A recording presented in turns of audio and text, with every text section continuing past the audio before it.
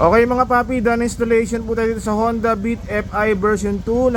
Nagpa-install po si sir ng ating 3,800 pesos na promo package. So ito po yung mga kinabit natin.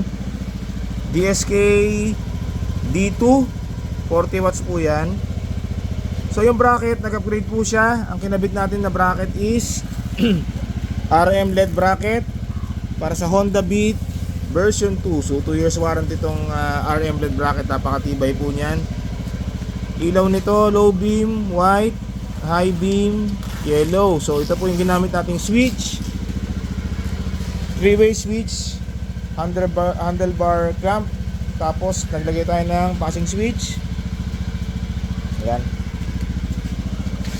Passing, low beam, passing. Okay. Sa high beam wala siyang passing.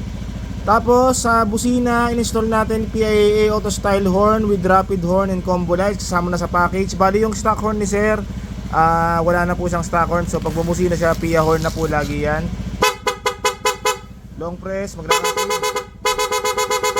Okay, low beam, busina, rapid. Sa high beam wala na. Wala.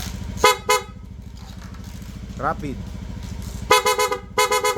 Yun. Okay mga paps, so kung sino mong avail ng ganitong promo package natin, punta lang po sila dito sa Scooteristas online shop. Maraming salamat po.